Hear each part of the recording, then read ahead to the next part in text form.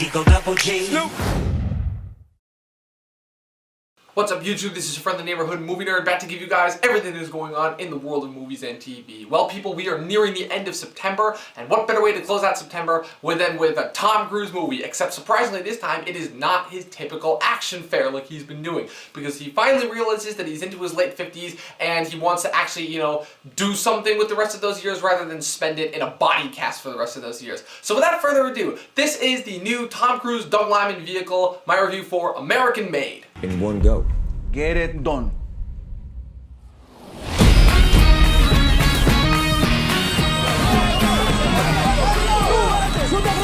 American Made is directed by Doug Liman, the savior of movies right now, and stars Tom Cruise as Barry Seal, a TWA pilot turned international drug smuggler and arms dealer for the CIA and the Medellin cartel.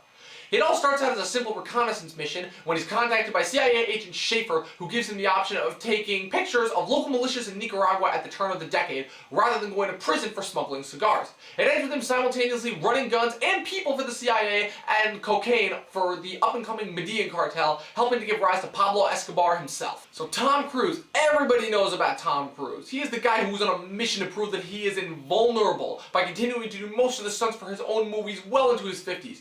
The thing that everybody seems to forget about him, though, is that before he found a little franchise called Mission Impossible, this dude was one of the best actors around. He garnered 3 Oscar nominations for himself, never with any wins, however.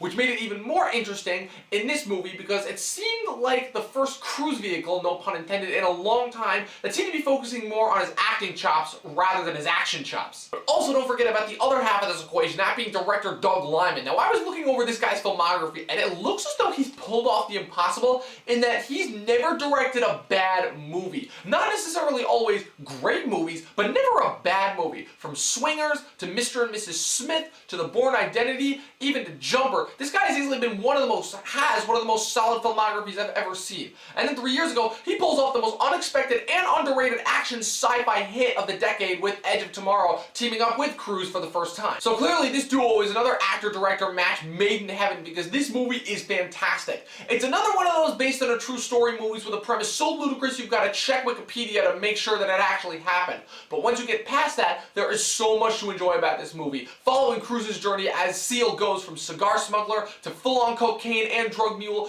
is an absolute blast from start to finish. So much so that it actually makes you forget that this really is actually a dark and really fucked up story. Now for Cruise himself, this is probably one of his most understated performances, as well as one of his best in years. The thing that makes his performance so great is the fact that despite all the shit he gets himself into between the CIA and the cartel, he treats it all like just one massive roller coaster of a ride, never really stopping to think about what it is exactly that he's getting himself into. It's this kind of attitude that simultaneously makes you want to punch him and say, "What are you doing?" before hopping right back on the plane with him to go on more adventures. The supporting cast is all good, they all do a really good job. Even Seal's wife, despite the fact that the 20-year age gap between the actors in real life is a tad bit distracting, but I think the aerial shots in this film are spectacular. This film is one of the most well-directed films of the year. Doug Liman knocks it out of the park again. Some of the best I've ever seen. No, I've not seen Top Gun. But overall, American Made is a really fun time at the movies. Great to see Cruise going back to his roots a little, and I can't wait to see more from Doug Liman. I'm giving this movie 8.5 out of 10 stars. So that's my review for American Made. Let me know what you guys think in the comments below. Also be sure to click that like button and that subscribe button. Follow me on Twitter at Movie Nerd Review. Also head on over to the website, movienerdreviews.com. Also be sure to check me out on Stardust. If you have not downloaded yet, you should download it because it's really great, because if you like watching movies and you like leaving reactions to movies,